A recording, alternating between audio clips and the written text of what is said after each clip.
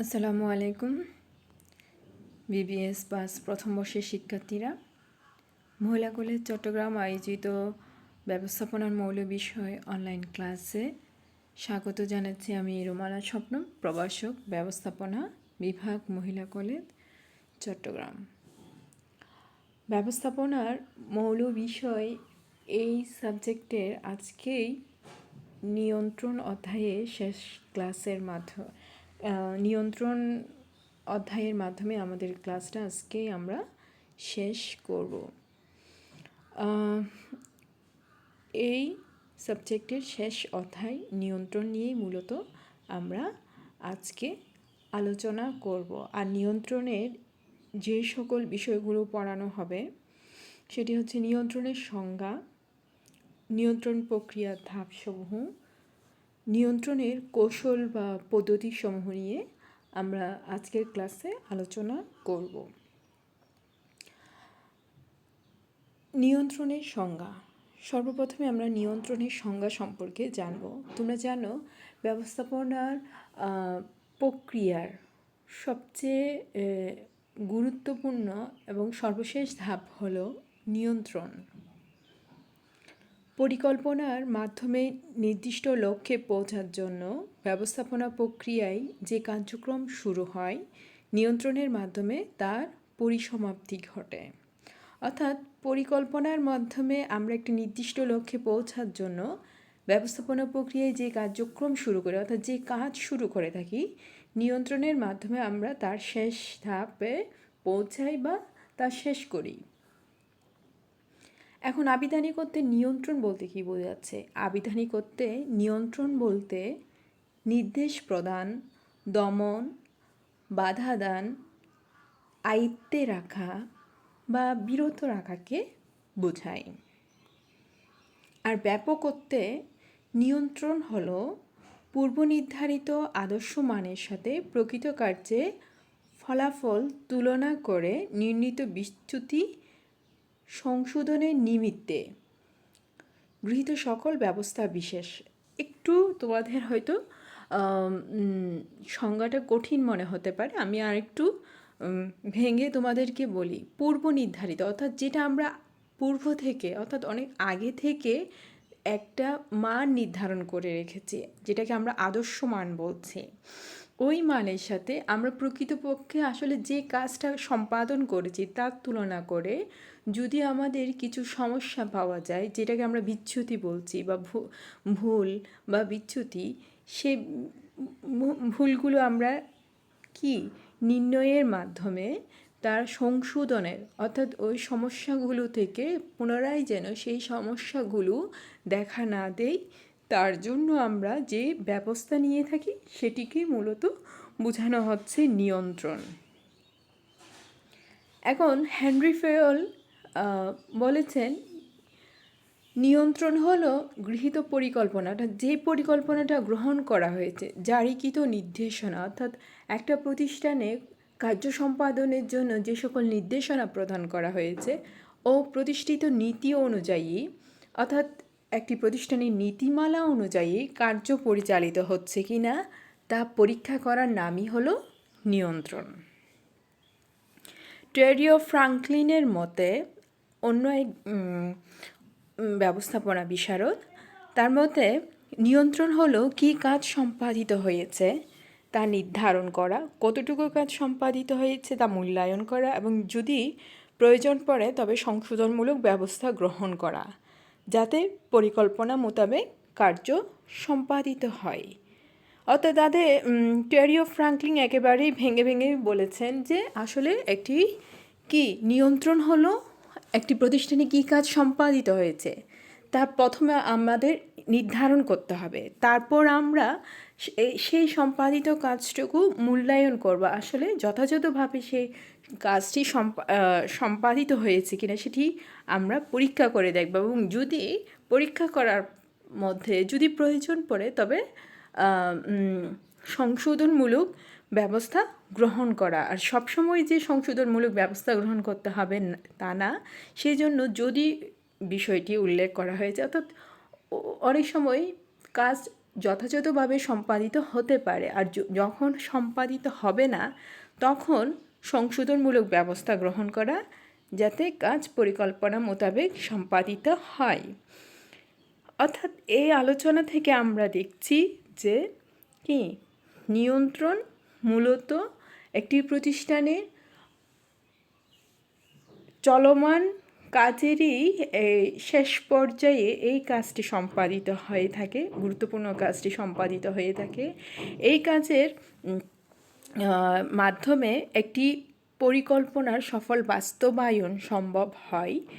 আর এই যে আমরা সংজ্ঞাগুলো পড়লাম, তার নির্যাসটা কি? তার নির্যাসটা হলো পরিকল্পনা নির্ধারিত মানের আলোকে একটি প্রতিষ্ঠানের কার্যাদি সম্পন্ন হচ্ছে কিনা তা মূল্যায়ন করা, বিচ্যুতি ঘটলে তা নিরূপণ করা, বিচ্যুতি অর্থাৎ ভুল ঘটলে সেটি নির্ধারণ করা, বিচ্যুতির কারণ নির্ণয় ও তার বিশ্লেষণ এবং প্রয়োজনীয় সংশোধনমূলক ব্যবস্থা গ্রহণের মাধ্যমে লক্ষ্যে পৌঁছার প্রক্রিয়াকেই নিয়ন্ত্রণ বলে। এতক্ষণ পর্যন্ত আমরা নিয়ন্ত্রণের সংজ্ঞা সম্পর্কে জানলাম। এই যে সংজ্ঞাটা জানলাম, সংজ্ঞাটাকে যদি আমরা কার্যক্ষেত্রে প্রয়োগ করতে চাই তাহলে সেটি কি হতে পারে? সেটি হলো মূলত নিয়ন্ত্রণ প্রক্রিয়া। নিয়ন্ত্রণ প্রক্রিয়াটা নিয়ন্ত্রণের সংজ্ঞাকে বাস্তবায়ন করে। তাহলে নিয়ন্ত্রণ প্রক্রিয়ার প্রথম ধাপে যেটি আমরা দেখি সেটি হলো আদর্শ মান নির্ধারণ করা। আদর্শ মান, ধরো একটি প্রতিষ্ঠানে আদর্শ মানটা কি?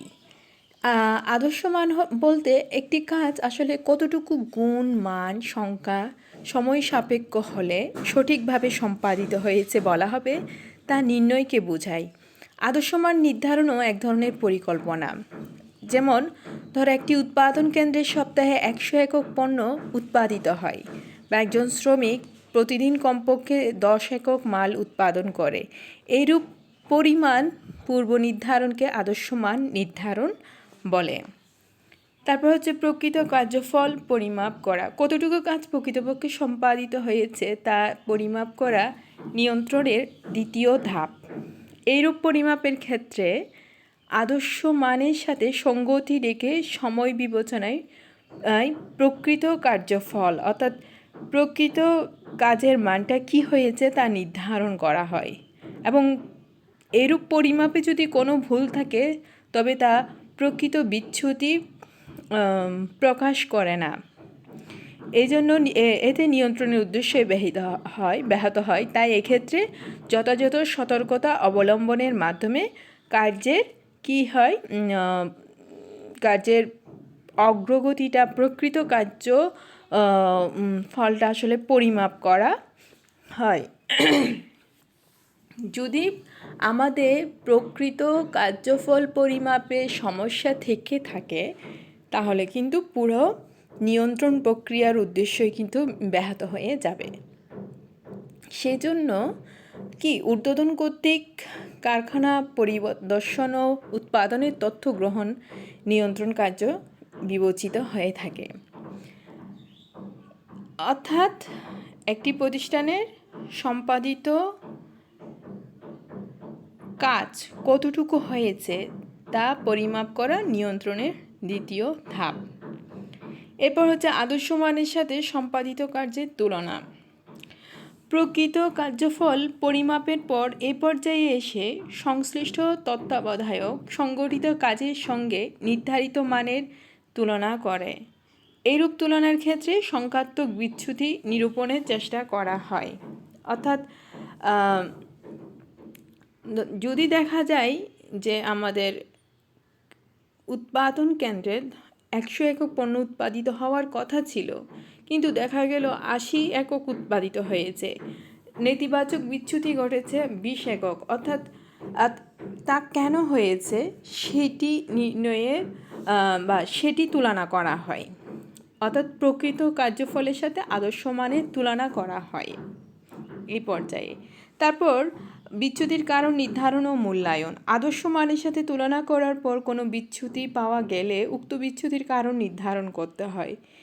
এইরূপ বিচ্যুতি যদি খুব উল্লেখযোগ্য বা ধর্তব্যের মানে না হয় তবে সংশোধনমূলক ব্যবস্থা গ্রহণের তেমন প্রয়োজন পড়ে না। তবে এরূপ বিচ্যুতি যদি বেশি হয় তাহলে ক্ষেত্রে কারণ নির্ধারণ ও তা মূল্যায়ন করে সেটা কতটুকু বাস্তব ছিল বা এড়ানো সম্ভব ছিল কিনা বা এর জন্য কারো ব্যক্তিগত দায় রয়েছে কিনা ইত্যাদি বিষয় নির্ণয় করা হয়। তারপর হলো এরপর সংশোধনমূলক ব্যবস্থা গ্রহণ করা। এটি নিয়ন্ত্রণ প্রক্রিয়ার সর্বশেষ ধাপ।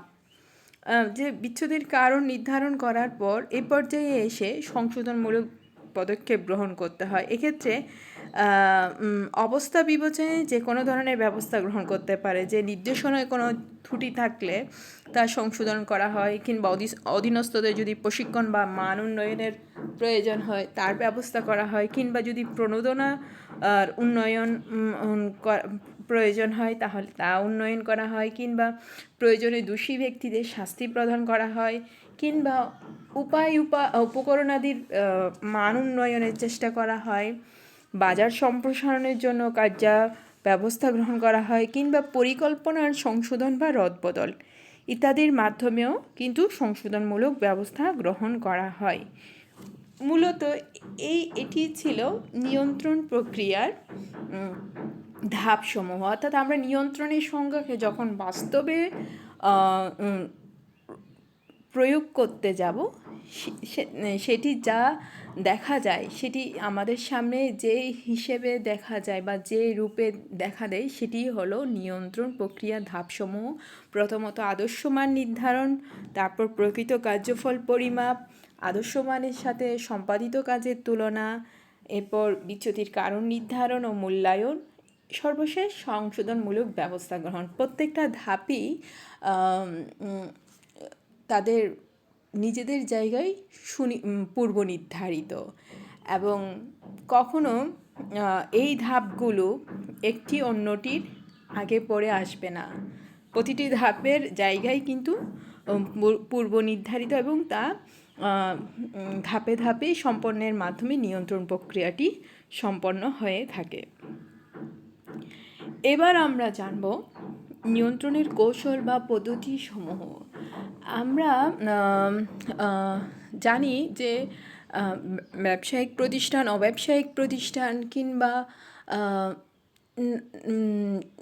কিংবা নানা ধরনের প্রতিষ্ঠানসমূহ রয়েছে। এসব প্রতিষ্ঠানসমূহ পরিচালনার ক্ষেত্রে আসলে সবসময় যে একই ধরনের নিয়ন্ত্রণ কৌশল গ্রহণ করে তা না। এক এক প্রতিষ্ঠান এক এক নিয়ন্ত্রণ কৌশল বা পদ্ধতিসমূহ কি প্রয়োগ করতে পারে। আমরা এই পর্যায়ে দেখব আসলে নিয়ন্ত্রণের কী ধরনের কৌশল বা পদ্ধতিসমূহ রয়েছে। বাজেটীয় নিয়ন্ত্রণ কৌশল, যার মধ্যে একটি হচ্ছে বাজেট, অর্থাৎ বাজেটের আলোকে নিয়ন্ত্রণ কার্যটি সম্পাদন করা হয়। আর অন্যগুলো রয়েছে অবাজেটীয় নিয়ন্ত্রণ কৌশল। অবাজেটীয় নিয়ন্ত্রণ কৌশল আসলে অনেক ধরনের রয়েছে, আমরা সেগুলো নিয়ে আলোচনা করব। প্রথমত আমরা আলোচনা করব বাজেটীয় নিয়ন্ত্রণ কৌশল, অর্থাৎ বাজেটের আলোকে যে নিয়ন্ত্রণ কৌশলটা পরিচালনা করা হয়। বাজেট বর্তমানকালে নিয়ন্ত্রণের অন্যতম কৌশল হিসেবে গণ্য। পরিকল্পনাকে যখন সংখ্যাত্মক আকারে প্রকাশ করা হয় তাকে আমরা কি বলবো? বাজেট। নিয়ন্ত্রণের উদ্দেশ্যে বাজেট তৈরি এবং কার্যফল বাজেটের সাথে মিলিয়ে বিচ্যুতি নির্ধারণপূর্বক সংশোধনমূলক ব্যবস্থা গ্রহণের কৌশলই হলো বাজেটীয় নিয়ন্ত্রণ কৌশল। অর্থাৎ আর্থিক আয় ব্যয়ের পরিকল্পনাকে সাধারণত বাজেট মনে করা হয়। বিভিন্ন প্রতিষ্ঠানসমূহ তাদের কি আয় ব্যয় বাজেট ছাড়াও প্রাপ্তি প্রধান নগদ প্রবাহ ইত্যাদি বিষয়ে আর্থিক বাজেট তৈরি করতে পারে। বিভাগীয় উৎপাদন পরিকল্পনা, মজুত পণ্য পরিকল্পনা, বিক্রয় ইত্যাদি পরিমাণ সংশ্লিষ্ট হলেও এক্ষেত্রে কিন্তু পরিকল্পনা সংখ্যাত্মক প্রকাশ ঘটায়, তাকেও বাজেট বলা হয়, যা নিয়ন্ত্রণের কৌশল হিসেবে গণ্য হয়ে থাকে। একটা প্রতিষ্ঠান তার বিক্রয় বৃদ্ধির পরিকল্পনা বিগত বছরে শেষ ধাপে অপেক্ষায় শেষ কোয়ার্টার অপেক্ষায় প্রতি কোয়ার্টারে 10%, 15%, 20% করে বৃদ্ধির পরিকল্পনা নিয়েছে।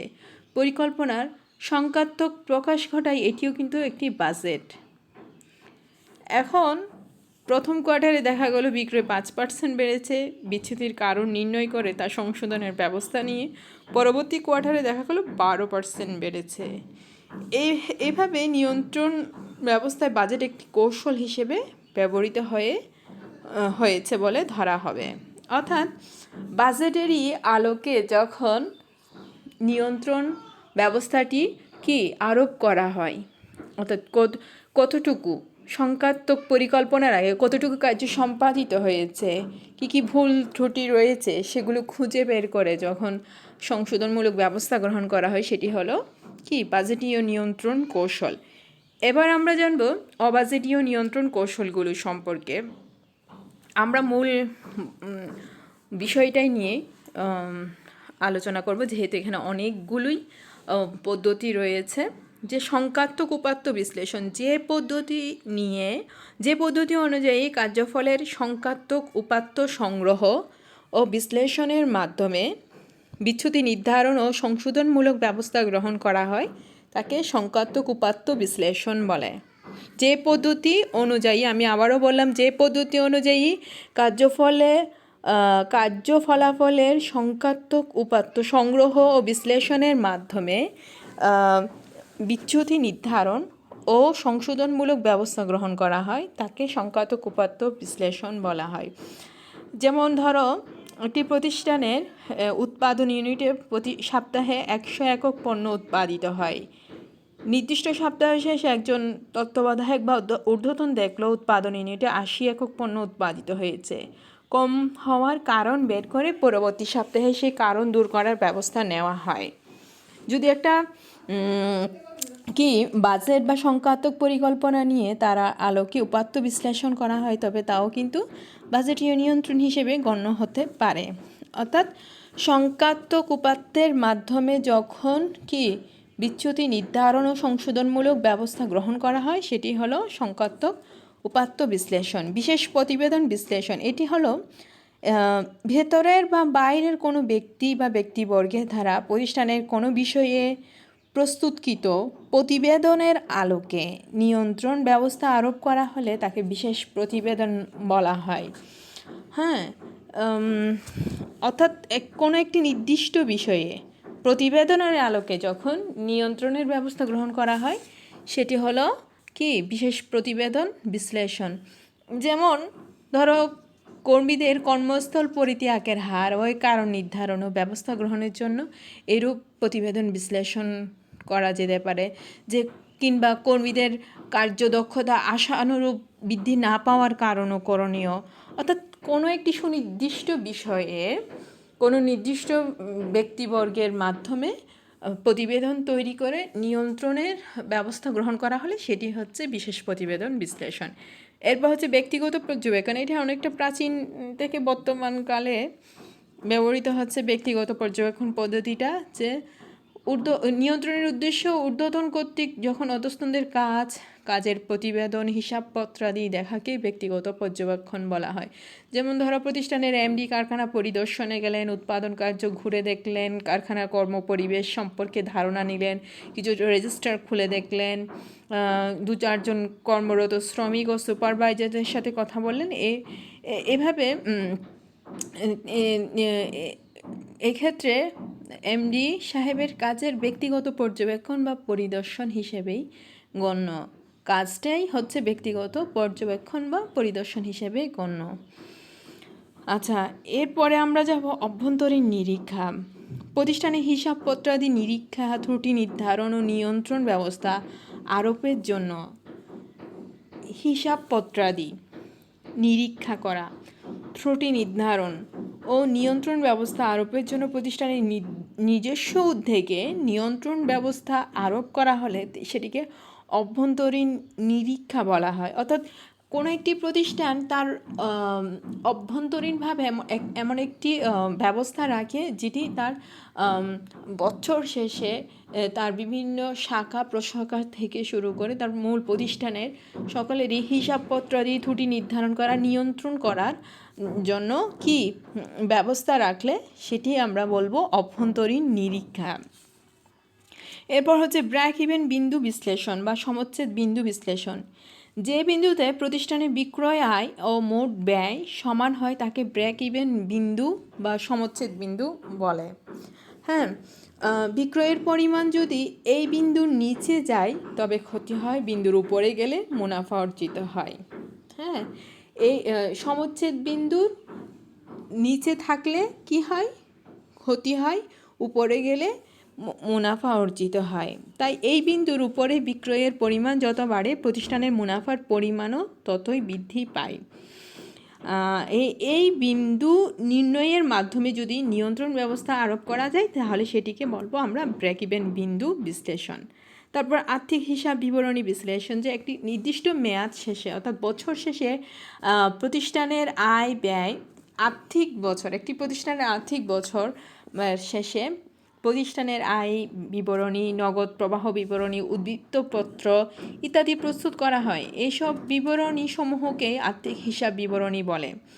নিয়ন্ত্রণ কৌশল হিসেবে এই সকল হিসাব বিবরণী বিশ্লেষণকে আর্থিক হিসাব বিবরণী বিশ্লেষণ বলা হয়। এরূপ বিশ্লেষণ প্রতিষ্ঠানের কাজ নিয়ন্ত্রণে অত্যন্ত গুরুত্বপূর্ণ বিবেচিত হয়।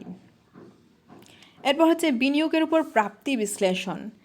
একটি প্রতিষ্ঠানের আয় বিবরণী থেকে প্রাপ্ত মুনাফা কতটুকু যৌক্তিক বা প্রত্যাশিত হয়েছে, বিনিয়োগের আলোকে তার বিশ্লেষণকে বিনিয়োগের উপর প্রাপ্তি বলে।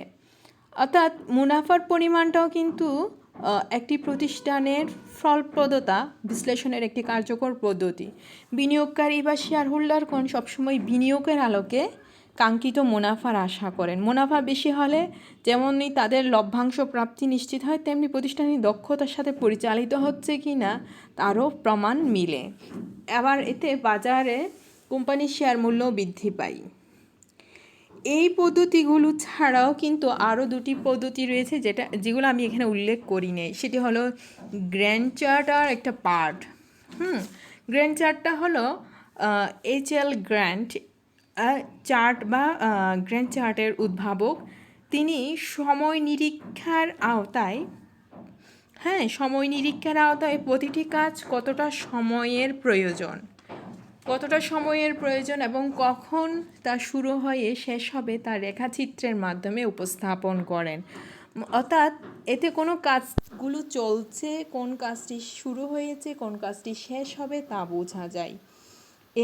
এভাবে কোনো কাজের শুরু শেষ সময় রেখাচিত্রের ভিন্ন ভিন্ন কালিতে উপস্থাপন করলে ঊর্ধ্বতন সহজেই একটি কাজের বাস্তবায়নের অবস্থা বুঝতে পারে এবং এতে কোন কাজটি সঠিক সময়ে হয়নি সেটি বোঝা যায় এবং নিয়ন্ত্রণ ব্যবস্থাও আরোপ করা যায়। আরও একটি পদ্ধতি হচ্ছে পার্ট খুবই গুরুত্বপূর্ণ, কিন্তু সচরাচর এই নিয়ন্ত্রণ কৌশলগুলো আসলে আমাদের দেশে কিংবা ছোট মাঝারি প্রতিষ্ঠানগুলোতে ব্যবহৃত হয় না। এগুলো কম প্রচলিত পদ্ধতি। এই পদ্ধতিগুলো অনেক ব্যয়বহুল এবং উন্নত বিশ্বে মূলত ব্যবহৃত হয়ে থাকে। তবু আমরা জানার সাথে আমরা বলছি যে পদ্ধতিতে প্রতিষ্ঠানের কোনো কাজ কখন শুরু হবে কখন শেষ হবে তা নির্দিষ্টপূর্বক গুরুত্বপূর্ণ যে কাজগুলো বিরামহীনভাবে সম্পাদিত হবে তা মোটা রেখা দ্বারা সংযুক্ত করে। অর্থাৎ কোনো কাজ কখন শুরু হবে কখন শেষ হবে তা, এছাড়া যে সকল কাজগুলো গুরুত্বপূর্ণ কাজগুলো অবিরামভাবে চলছে অর্থাৎ বিরামহীনভাবে চলছে সেগুলো মোটা রেখা দ্বারা সংযুক্ত করে সংকটময় পথ নির্দেশপূর্বক ওই কার্য সম্পাদনে অধিক সতর্কতা অবলম্বন ও নিয়ন্ত্রণ ব্যবস্থা আরোপ করা হয় তাকেই পার্ট বলে। সংকটময় পথ ক্রিটিক্যাল পাথ হলো মোটা দাগের আওতায় প্রদর্শিত কাজসমূহ যেখানে ভুল হলে বা বিচ্যুতি ঘটলে সমগ্র কাজের উপর নেতিবাচক প্রভাব পড়ে। যে কারণে ঊর্ধ্বতন কার্য চলাকালে এই বিষয়গুলোতে অধিক দৃষ্টি নিবদ্ধ রাখতে পারে, বিচ্যুতি ঘটলে তা দ্রুত দূরীকরণের চেষ্টা করে। উপরে এই বিভিন্ন পদ্ধতিগুলো আসলে সুবিধা মতো প্রয়োগ করে কার্যক্ষেত্রে যথাযথ নিয়ন্ত্রণ ব্যবস্থা আরোপ করা সম্ভব। আধুনিক যে সকল নিয়ন্ত্রণ পদ্ধতি রয়েছে সেগুলো সঠিকভাবে প্রয়োগ করে আধুনিক ও বৃহদায়তন প্রতিষ্ঠানগুলো উপকৃত হতে পারে। অর্থাৎ একটি প্রতিষ্ঠানের তার ধরন অনুযায়ী এবং সামর্থ্য অনুযায়ী যে নিয়ন্ত্রণ কৌশল বা পদ্ধতিগুলো তাদের জন্য সহজলভ্য বা তাদের জন্য সুবিধাজনক, তারা সেই নিয়ন্ত্রণ কৌশল বা পদ্ধতিসমূহ আলোচনা করে। এতক্ষণ আমরা নিয়ন্ত্রণ প্রক্রিয়া, নিয়ন্ত্রণের কৌশলগুলো সম্পর্কে জানলাম। আশা করি তোমরা আরও ভালোভাবে বইয়ের সাহায্য নিয়ে নিয়ন্ত্রণ অধ্যায়ের আরও নানান বিষয়গুলো বোঝার চেষ্টা করবে এবং এই ধাপগুলো এই যে আমরা টাস্ক আলোচনা করলাম, এই টপিকগুলো আরও ভালোভাবে তোমরা বইয়ের সাহায্য নিয়ে কিংবা নেটের সাহায্য নিয়ে জানার চেষ্টা করবে। আজকের ক্লাসে আমরা এখানেই শেষ করছি এবং ব্যবস্থাপনার মৌল বিষয় এই অধ্যায়টাও আমাদের আজকে এখানেই শেষ হচ্ছে। তোমরা সুস্থ থাকো, ভালো থাকো। আমাদের ক্লাস আজকে এই পর্যন্তই।